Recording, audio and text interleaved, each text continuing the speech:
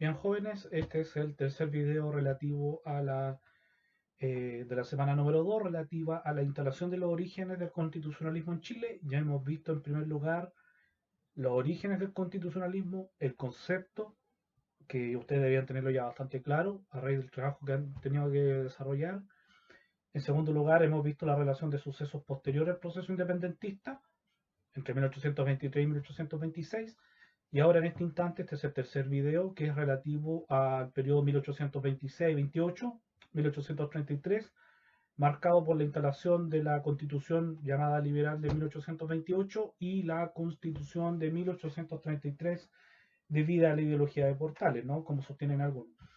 Lo que vamos a ver el día de hoy es el contexto del periodo, la constitución de 1828 a grandes rasgos. Yo voy a hacer otro video explicativo de cómo construir un esquema conceptual de la Constitución para que ustedes puedan hacer lo propio con las actividades que tienen en la semana número 3 relativas al desarrollo constitucional chileno en esa constitución en particular.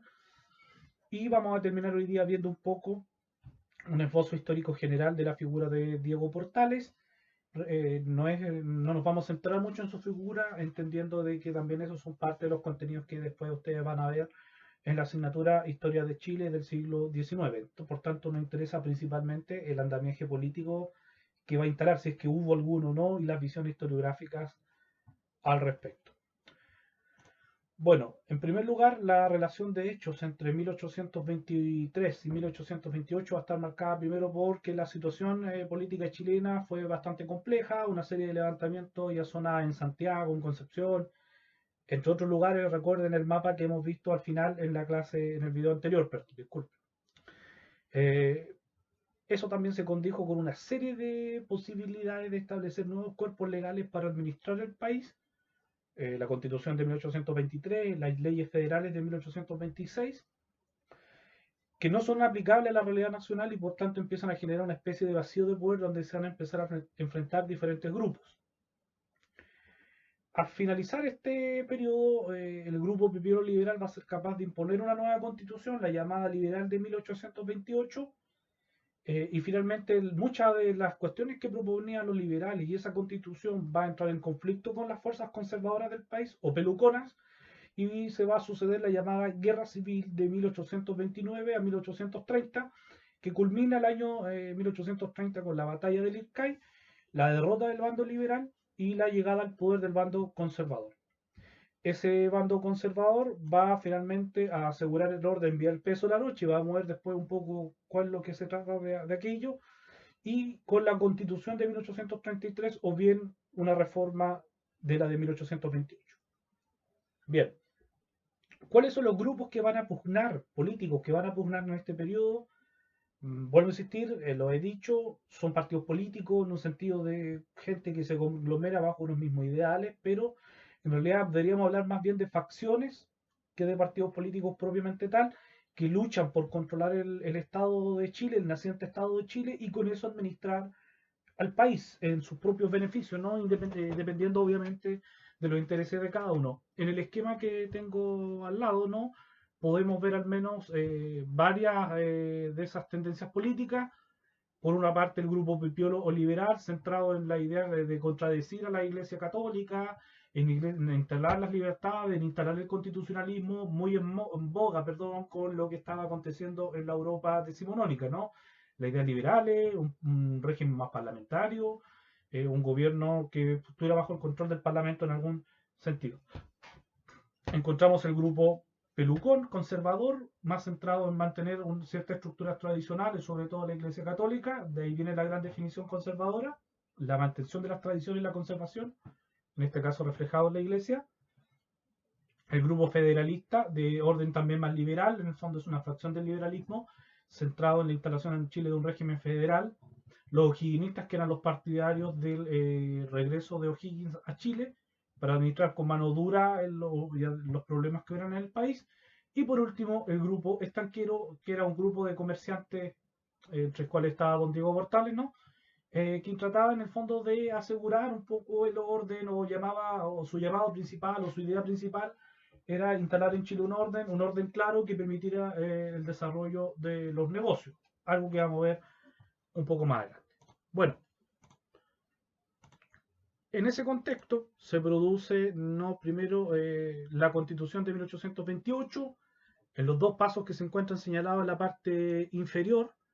Primero, en julio de 1827, después del fracaso de las leyes federales, lo que se va a hacer es elevar una consulta a los diferentes cabildos del país, a los diferentes municipios, a los cuales se le consulta por el cambio de constitución, muy similar a lo que va a pasar ahora en Chile en el mes de octubre. La consulta sale favorable a cambiar la constitución y en las elecciones del Parlamento el día 12 de febrero se instala el Congreso con nombre constituyente, cuyo trabajo dura cerca de 6 meses y establece esta nueva constitución que es la constitución liberal, que es como lo que ustedes pueden ver en la imagen, ¿cierto? Que ven ahí. Bueno, la constitución de 1828, primero, es un modelo constitucional a largo plazo del país. Es un texto que finalmente la constitución futura de 1833 va a tomar, por tanto hay muchas de las cuestiones establecidas aquí que van a estar en el futuro, insisto que el detalle la hago más adelante, y fue redactada por un español, José Joaquín de Mora y Melchor Concha, en base al itinerario que yo les acabo de mencionar. En esa constitución podemos determinar que existen dos tipos de principios que va a establecer, y de ahí viene su denominación de liberal, que son los dogmáticos, es decir, los de las ideas políticas que están detrás de la constitución, y por otro lado, ¿cierto?, los principios orgánicos referidos a la organización del Estado de Chile. Bueno, referente a los principios dogmáticos, primero, son varias cuestiones.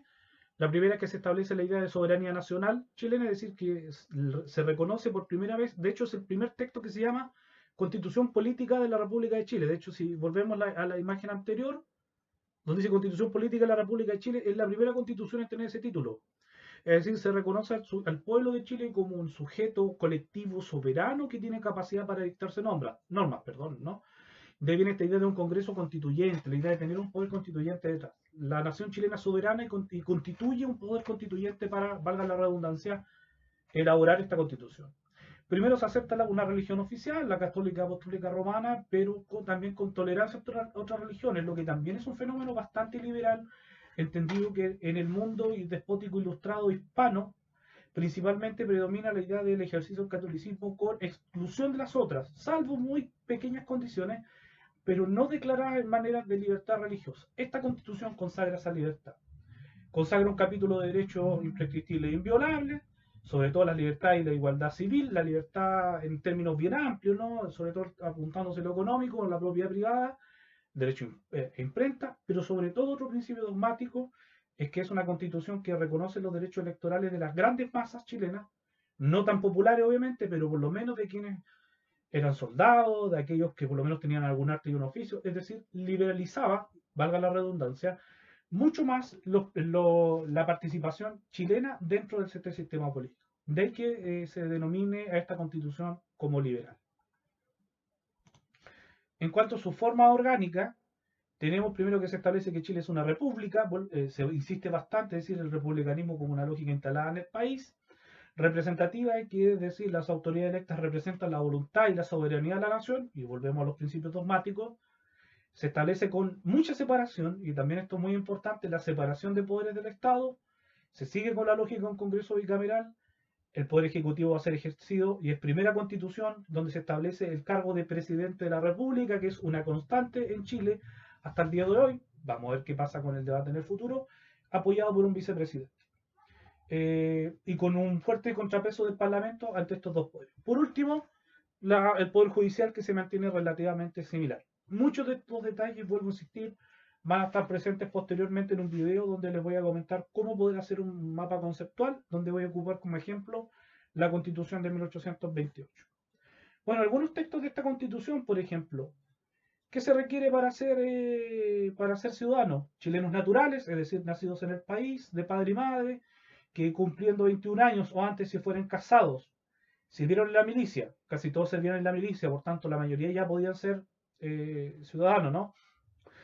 Profesan alguna ciencia, arte o industria, ejerzan un empleo o poseen un capital en giro o propiedad raíz de que vivir. Es decir, una ampliación total, ¿no es cierto?, de los ciudadanos, ¿no? La milicia ya con eso limitaba mucho. Por ejemplo, sobre los poderes del Estado.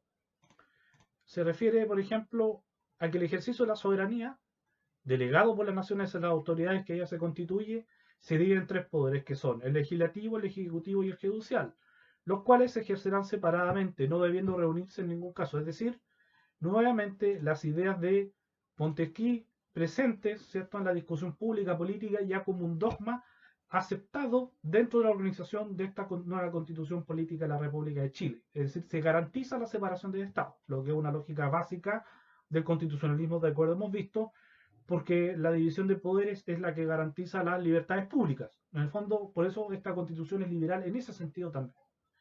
Y por último, una de sus disposiciones más complicadas en realidad de generar conflicto que tenía que ver con que se eliminan los mayorazgos, ¿no? Todos deben construir en carga del Estado en proporción de sus saberes, no hay clase privilegiada, quedan abolidos para siempre los mayorazgos y todas las vinculaciones que impidan la enajenación libre de los fondos. Los mayorazgos eran una antigua institución colonial que favorecía la concentración de la propiedad en algunas manos familiares, que se dentro de la familia, el hijo mayor, de ahí el nombre, ¿no? Permanecía con toda la herencia y se conformaban grandes grupos económicos hacendísticos en Chile que tenían una cantidad de poder pero increíble.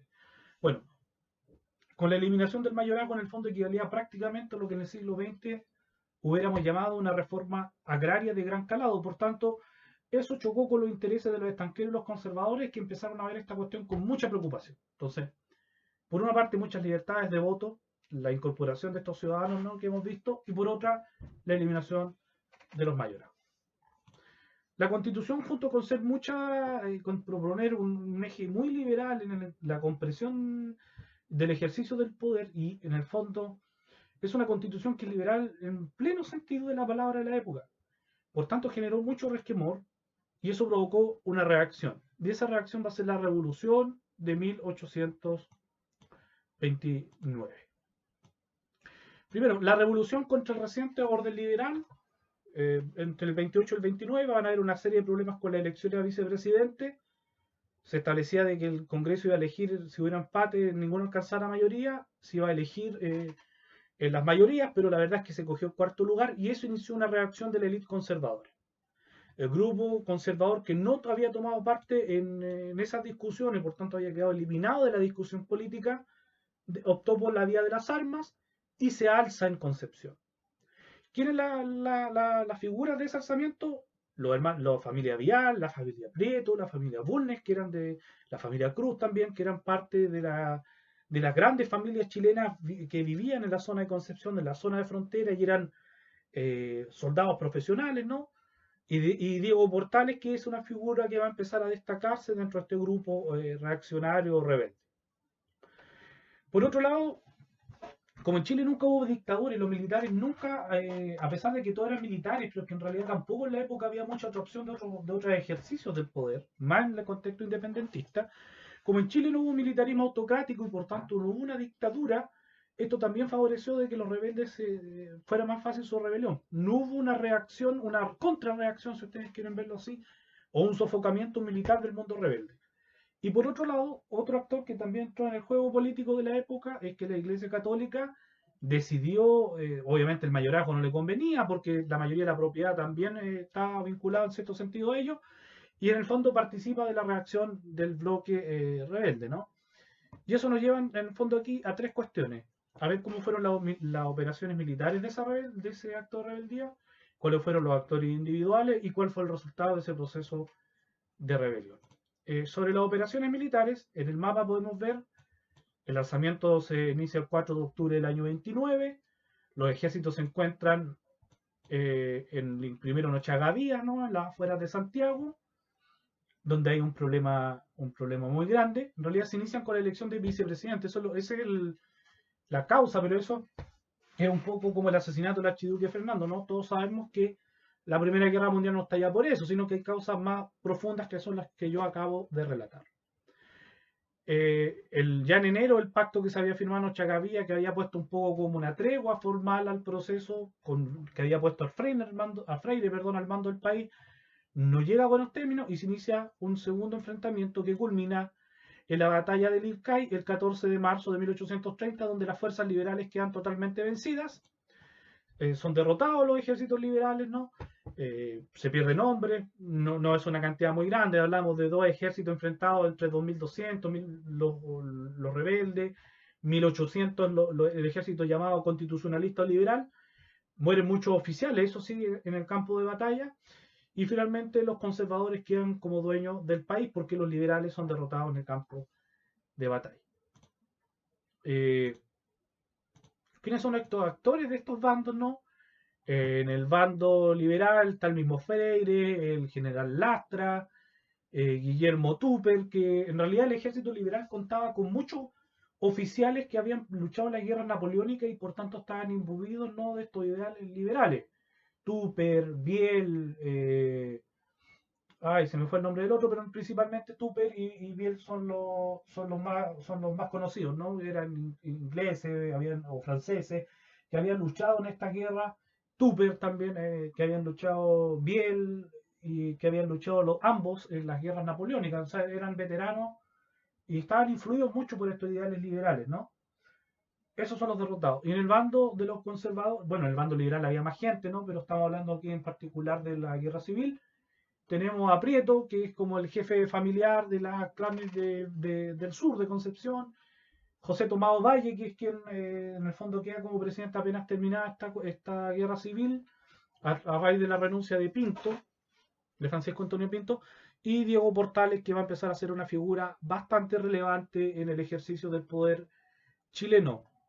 Dentro de esta figura son actores individuales, obviamente no nos vamos a centrar tanto en ellos, pero lo que nos interesa saber es que en el fondo cada uno de estos actores trata de influir de alguna manera en el periodo. Lastra era un general de la independencia, Freire también, Tupper, Biel, Gómez, etcétera, también eran generales de la independencia. Es decir, en cambio, Portales sabemos que no se había destacado en las guerras de independencia. Prieto había tenido alguna acción, pero era mucho más joven que los restos, pero principalmente hablamos entonces también de que se están enfrentando dos mundos, ¿no? Los independentistas, los próceres de la patria, o herederos de ellos, ¿no? Lastra había sido director supremo en 1814, las vísperas de Rancagua, por ejemplo. Freire, ni qué decir, era un héroe nacional. Y por otro lado, estos hombres que estaban ya a, llegando al poder o allegándose al poder. Bueno, ¿cuál es el resultado? Y aquí este resultado va a estar muy marcado por lo que se señala aquí, la visión conservadora del historiador Jaime Izaguirre, que en realidad en su libro, ¿cierto?, Fisonomía Histórica de Chile, que es un libro tradicional de la historia de Chile en el sentido de lo conservador y tradicional por su antigüedad, de la década del 50. También lo que hace en esta visión conservadora es crear un mito de esta rebelión exitosa. Es más, como parte del bando ganador era el bando estanquero. De hecho, en Chile en la década del 50 se funda una revista llamada Estanquero, que en el fondo era de tipo nacionalista, participaba Prat Echaurren, que era descendiente de Arturo Prat, un nacionalista, ¿cierto? Futuro fundador del Partido Nacional en la década del 60. Muchos otros personajes de ese tipo de pensamiento funcionalista, medio gremialista, fascistoide, no fascistoide en términos negativos, sino fascistoide desde el punto de vista del Estado orgánico, del Estado en forma. Bueno, y Izaguirre en el fondo propone Izaguirre propone, ¿no?, un poco esta visión. Dice que la revolución de 1830 marca el término de esta crisis de autoridad nacida de la independencia. Nuevamente nos remite a este tema del periodo anárquico, sin gobierno, sin ninguna forma de entender los procesos que existían en Chile. Es decir, no hay un proceso de formación y aprendizaje, como decía ese, sino que hay un proceso de crisis, y crisis crítica, de que Chile está sumido en un desastre. Y que gracias al ponderado espíritu nacional no alcanzó aquí ni la duración ni los caracteres de violencia y de crueldad que tuvo en los demás países de América. La lógica, ¿no es cierto?, de Edwards, de que Chile tiene un carácter nacional distinto a los restos de los países, y eso fue cortado de inmediato por esta revolución. Es decir, la revolución exitosa que teníamos en Chile en 1830 corta de raíz, transformarnos en un país bananero. Esa guerra civil fue el alzamiento contra la incapacidad gubernativa, la reacción del cuerpo social contra los teóricos, los liberales vistos como una especie de teóricos que están en otro planeta, que con él habían experimentado vanamente, y la búsqueda desesperada de una mano firme que lo librara de la muerte. Chile al borde de la muerte, sin autoridad, crisis, etc. La revolución la hacen militares o higuinistas como Prieto, que sueñan con la vuelta del padre de la patria y la apoyan los magnates pelucones atemorizados por el curso de la anarquía. Pero la victoria no la cosechan los que suspiran por el personalismo del héroe de Rancagua, ni los que se solazan con el retorno a los manipuleos de juntas y cabildos. El inconsciente colectivo reclama algo diferente. Es decir, que en Chile hay algo distinto que ya no es ni volver al pasado, es cambiar. Quiere autoridad, pero sin volver a los pasos andados. Por eso, el triunfo de la lucha sería para que lograra satisfacer este imperativo de conservación social. En el fondo, Chile como un país conservador, como una sociedad conservadora que se rebela contra este espíritu liberal que tenía a Chile en un abismo. ¿Vale? ¿Y quién lo rescata? Diego Portales y los ganadores de la Guerra Civil de 1830. Eso nos lleva, ¿no?, a Diego Portales. De hecho, hay una visión escolar tradicional que es de este texto, ¿no?, que es el famoso manual de Francisco Frías Valenzuela, que de hecho sus papás o sus abuelos, inclusive ustedes mismos, pueden haberlo utilizado para estudiar, para leer o reforzar contenidos, ¿no? Este manual es del 82, pero Frías Valenzuela murió en el 77, su manual más o menos, la última edición, donde añade el tema del golpe de Estado, etcétera, está aquí.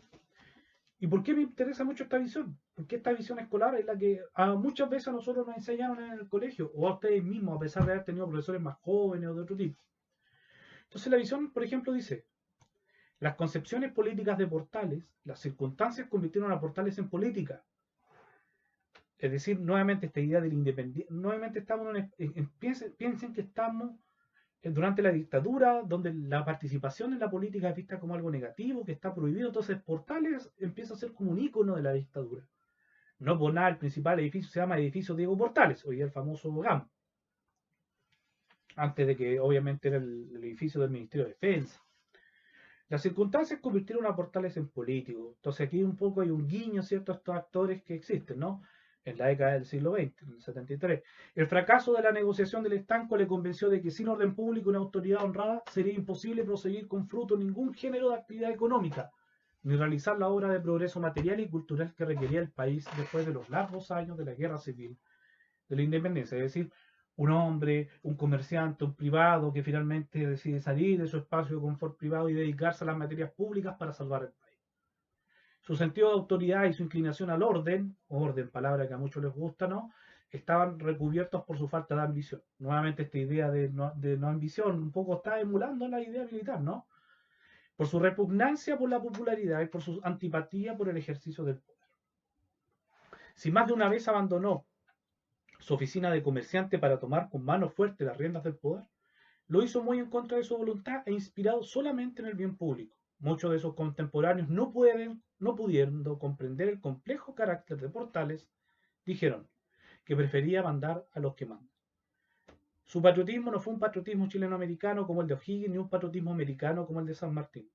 Era un patriotismo chileno y por lo tanto excluyente y exclusivo. O sea, la figura de Portales, que esta visión escolar que acabo de mencionarles yo, es la que en realidad también es la visión de Izaguirre.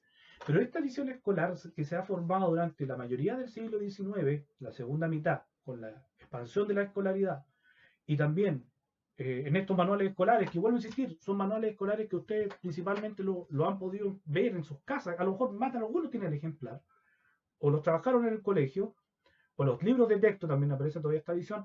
Portales visto como el hombre que inaugura el Estado en forma en Chile, la organización del Estado, pero un Estado chileno, ¿ya? Es decir, no estamos hablando ya de un contexto hispanoamericano como lo hemos visto, sino que aquí el rumbo chileno se separa y somos los jaguares de Latinoamérica, ¿vale? Un poco esa es una versión bastante metafórica, pero desde aquí parte, desde esa idea portaliana de un Chile distinto, de un Chile donde un hombre que no tiene avaricia, no tiene ambición, toma el poder, ¿cierto?, pero que no le gusta el poder, etcétera, etcétera, etcétera. Ahora, obviamente, esa visión de Diego Portales durante los últimos 30 años, ha sido 30 o 40 años en realidad, ha sido bastante desmentida. Sergio Villalón, Portales, una falsificación histórica. Alfredo Jocelyn Holt en El peso de la noche. Gabriel Salazar, que es alguien que ha estudiado mucho el periodo, entre otros historiadores. ¿Vale?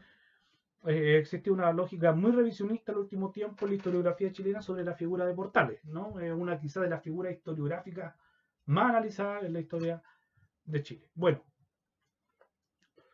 las visiones de Portales uno podría graficarlas por lo menos en 4. Primero, Edwards en la fronda aristocrática, que es la visión tradicional, lo ve como un fundador de un orden político-social que se perdió en 1818 a 1830, que había que restaurar ese nuevo orden político-social, que había que instalar en el fondo un nuevo orden político en el país y el único que se atrevió a hacerlo es Diego Portales. Él es la figura fundamental. Para Gonzalo Vial, que sigue una tesis muy similar, Portales es el porque la historia de Chile, según él, se trata de consensos, disensos. Hay un disenso después de la independencia, centrada en estos disensos conservador-liberal, que finalmente se salda con un saldo favorablemente positivo, su visión, a Diego Portales, que instala un consenso autoritario necesario para el país para sacarlo de la vida. O sea, Portales que instala en Chile un nuevo consenso. Por otros, como Portales, una figura falsificada, en realidad Portales nunca produjo un libro, Portales nunca fue un gran pensador, de hecho no existe ningún escrito de él que hable de ideología política, es decir, mucho se habla del sistema portaliano, pero ese sistema portaliano no está escrito por él ni atribuido a él en ningún lado. Entonces se ha falsificado la imagen de Portales en la principal tesis de Villalobos que hay que desmitificar. Y quizá el principal desmitificador de Portales es Gabriel Salazar, que él habla de que en el fondo Portales es prácticamente un traidor a la clase y a la sociedad civil, y es el fundador dictatorial de la sociedad política civil chilena, es decir, traiciona los intereses productivistas locales y los reemplaza por el mercantilismo que nos orienta hacia el exterior, es decir, nos cambia la lógica actual de forma de cómo poderlo hacer, de cómo poder desarrollar el país en el futuro, es decir, prácticamente nos hipoteca el futuro. Veamos algunos documentos de Portales. Por ejemplo, la carta, una de sus cartas más conocidas es la carta ASEA del año 1822. Portales se dedicaba al comercio del estanco del tabaco. Tenía principalmente negocios y esos negocios no les va bien. Y ahí inicia su gran peregrinaje por tratar de aprovecharse del Estado para hacer surgir sus negocios que no eran positivos. Bueno, Portales dice, a mí las cosas políticas no me interesan, pero como buen ciudadano puedo opinar con toda libertad y aún censurar los actos del gobierno.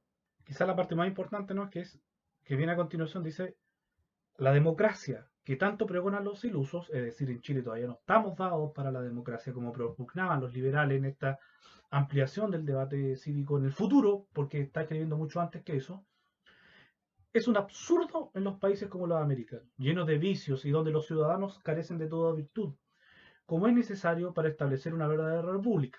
La monarquía no es tampoco el ideal americano. Salimos de una terrible para volver a otra. ¿Y qué ganamos? La república es el sistema que hay que adoptar. Pero ¿sabe cómo yo la entiendo para estos países? Un gobierno fuerte, centralizador, cuyos hombres sean verdaderos modelos de virtud y patriotismo. Es decir, a Portales no le interesa el constitucionalismo en sí, le interesa el personalismo de alguien que esté en el poder y sea capaz de centralizar ese poder y de ejercer poder, controlar y producir orden. Gobierno fuerte.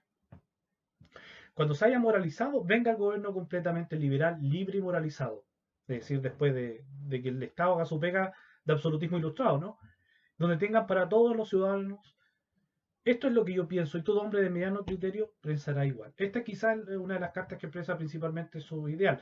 Ojo, son cartas privadas, por tanto no estamos hablando de un documento público, que es lo que yo les señalaba anteriormente, como para indicar esta idea de Portales como un teólogo, perdón, un ideólogo del sistema, de un sistema. La otra carta famosa es del año 32, dice que el orden se mantiene en Chile por el peso de la noche. ¿Qué es el peso de la noche? Porque no tenemos hombres sutiles, hábiles y cosquillosos. La tendencia casi general de la masa al reposo es la garantía de la tranquilidad pública. Ese es el peso de la noche, que el chileno siempre ha estado ahí, digamos que no es revoltoso. Si ella faltase, nos encontraríamos a oscuras y sin poder contener a los díscolos más que con medidas dictadas por la razón, o que la experiencia ha enseñado a ser útiles, pero entre tanto, ni en esta línea ni en ninguna otra, encontramos funcionarios que sepan ni puedan expedirse, porque ignoran sus atribuciones.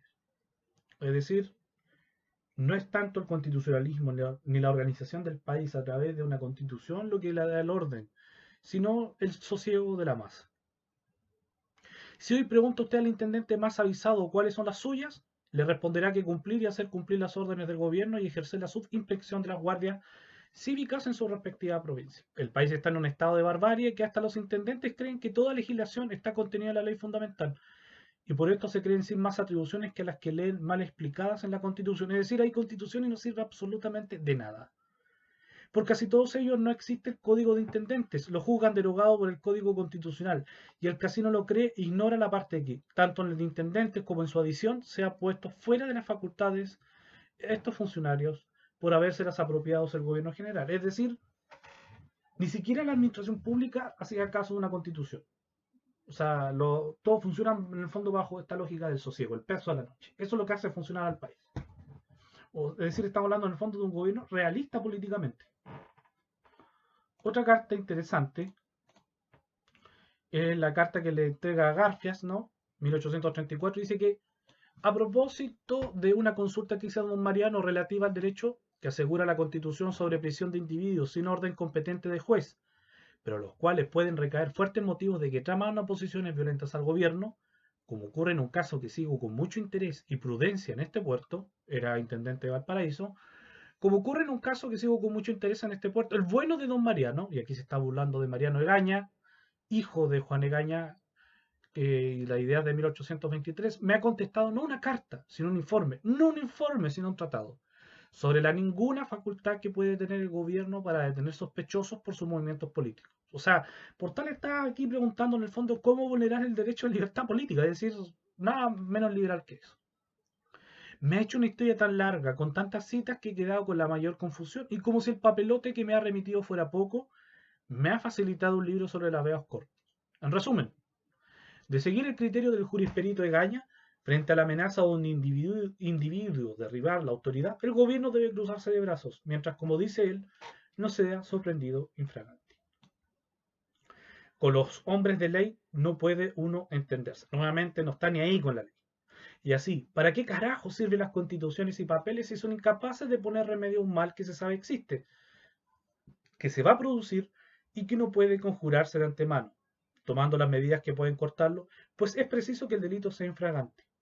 En Chile, la ley no sirve para otra cosa que no sea para producir la anarquía, la ausencia de sanciones, el libertinaje, el pleito eterno, el compadrazgo y la amistad. Si yo, por ejemplo, preso a un individuo que se está urdiendo una conspiración, viola la ley. Maldita ley entonces si no deja el brazo del gobierno proceder libremente en el momento oportuno. Vuelvo a insistir, el realismo político hecho carne en la política, no está ni ahí con el tema constitucional, ni el constitucionalismo, ni el liberalismo. Los jóvenes aprenden que el delincuente merece más consideración que el hombre probo. Por eso los abogados que he conocido son cabezas dispuestas a la conmiseración en un grado que los hace ridículos. De, de mí se decide que con ley o sin ella, esa señora que llaman la Constitución hay que violarla cuando las circunstancias son extremas. ¿Y qué importa que lo sea? Cuando en un año la parvulita lo ha sido tantas veces por su perfecta inutilidad. Y ojo, estamos hablando de una Constitución creada en cierto sentido, supuestamente por sus intereses, por el grupo que la apoyaba, y no obstante esa Constitución, según Portales, finalmente daba lo mismo. Entonces, el interés de Portales, de acuerdo a sus propios textos, pasa principalmente por tener un gobierno, uno fuerte, un gobierno centralizador, que sea modelo de virtud y autoridad, de autoritarismo en realidad, que imponga orden. Da lo mismo los derechos constitucionales, da lo mismo el constitucionalismo, y eso lo vuelve contrario totalmente a los intereses liberales del periodo. En segundo lugar, lo hecho histórico es que de esas ideas portalianas no tienen que ver con, primero, los principios que sostuvieron esa idea son, primero, había que legalizar las fuerzas de orden y por eso Portales y la inercia del peso social, y para eso en el fondo establece un periodo constitucional nuevo, una reforma constitucional a la Carta de 1828 que va a ser la futura Carta de 1833. Segundo lugar, había que establecer un autoritarismo personalista en la figura del presidente de la República, controlado también por parte de las fuerzas políticas, ¿no? Y en tercer lugar, había que aliarse con las fuerzas militares y con la aristocracia para evitar que volvieran a haber nuevos levantamientos. Y para ello, ¿qué hizo? Con la oposición que le tocó, con los generales, con los liberales y los libertadores, que van a ser sus enemigos, los va principalmente a reprimir. Es decir, Portales va a iniciar un periodo autoritario donde la oposición va a ser reprimida violentamente.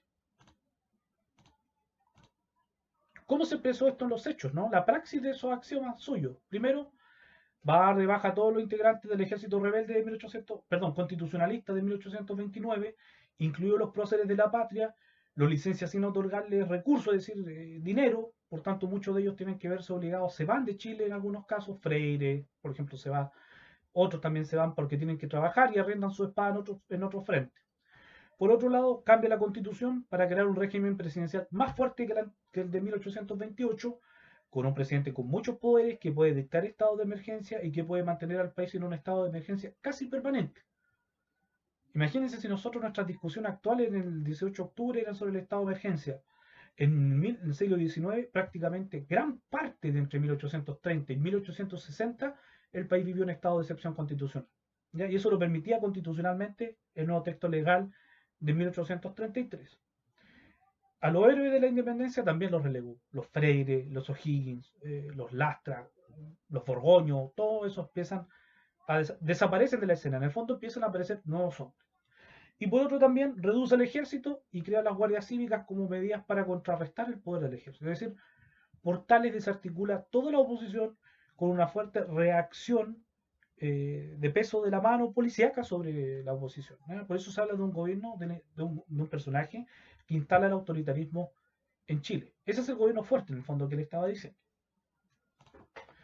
La mirada historiográfica, por ejemplo, Gabriel Salazar dice que querían los pipiolos, eliminar los mayorazgos, ligazón indivisible del patrimonio cuya compra era accesible solo a los monopolistas, eliminar o fiscalizar los monopolios, como el del tabaco controlado por Diego Portales, frenar la expansión de los extranjeros en el mercado interno, proteger y fomentar la producción agrícola y manufacturera, crear un banco estatal para productores, elegir por voto popular todos los cargos públicos, incluyendo el párroco y el jefe local de policía, privilegiar el gobierno local sobre el gobierno central. Es el ideario liberal al cual se oponía Portales.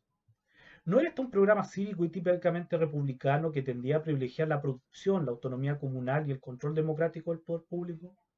¿No era un inconfundible proyecto comunal antimonopolista y anticentralista? Es bueno recordar a algunos de sus líderes, aunque mejor sería recordar los pueblos respectivos, José Manuel Infante, Ramón Freire y Francisco Antonio Pinto, entre otros. O la formalización de su programa, la Constitución Política de 1826 y la de 1828. Y es también útil recordar que este movimiento social republicano y productivista ha sido motejado sistemáticamente de anarquista. Y aquí viene Portales, ¿no? Por todo lo que han suscrito el programa oligárquico, centralista, impuesto por sangre y fuego por la élite mercantil de la comunidad de Santiago. En el fondo lo que hace Diego Portales es eliminar, de acuerdo con Gabriel Salazar, es eliminar todo este programa diferente e instalar con el peso de la policía y de la represión el sistema oligárquico centralista mercantil de Santiago.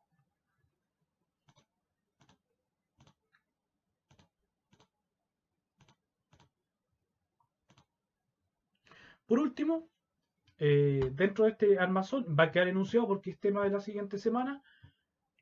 Otra de las primeras cosas que hace Diego Portales es una reforma profunda a la Constitución de 1828. Para eso lo que va a hacer, va a convocar una gran convención para reformar la Constitución de 1828. ¿Ya? Va a estar finalmente integrada por 7 personas, donde hay dos figuras que nos importan. Portales no está metido en este debate. Portales, ya lo hemos leído en sus cartas, no estaba ni ahí con el debate ideológico. Los padres de la Constitución van a ser los dos personajes que nosotros vemos ahí, Andrés Bello y Mariano Egaña, hijo de José Egaña, este último, que van a ser los que van a redactar esta Constitución, que ya va a tener unas características que ya vamos a ver más en detalle la siguiente semana. ¿Cuál es el preámbulo? Y aquí nos vamos a quedar de esa convención. Dice que la Constitución del Estado, promulgada el 8 de agosto de 1828, tiene vicios tan sustanciales como son manifiestos sus vacíos. Es decir, nuevamente la idea del vacío en el país, ¿no? Del caos. No está pronunciada la forma del gobierno porque señala que la República Representativa Popular, pero no dice si es unitaria y federal, es decir, la reacción centralista. No adopta las garantías, ¿cierto?, para la naturaleza del país, que según los vencedores del IRCAI sostienen que es centralista. La propiedad que exige para el voto, después en la segunda parte se queja de la propiedad que exige es tan vaga que puede reducirse a nada o elevarse arbitrariamente, es decir, todos pueden votar. Y está el problema, ¿no?, de la composición de la ciudadanía, la restricción de la ciudadanía como proponen los conservadores. Y en el último pacto, entre otras cosas, ¿cierto?, el poder que se le da al Senado, ¿cierto?, que debería ser superior a la Cámara de Diputados. El Senado es una Cámara territorial, pero en realidad debería representar la propiedad, que sostienen los conservadores, y los diputados, ¿cierto?, que representan al pueblo, en realidad tienen mucho poder. Entonces, se genera un choque y la Constitución de 1833 es una gran reforma a la Constitución de 1828 para eliminar los vicios que entre comillas, vicios que los conservadores, ¿cierto?, creían que tenían esta Constitución. Entonces, en esta última video hemos visto, por tanto, el periodo 1828-1833. centrado en los ideales liberales principalmente y en la reacción a esos intereses liberales por parte de Diego Portales, que va a instalar un régimen autoritario, y parte de ese régimen autoritario, algunos sostienen que, bueno, existir un sistema portaliano. Yo tengo mis dudas sobre esa idea de sistema portaliano. Portal en ningún minuto declara esa lógica sistemática, es un invento posterior.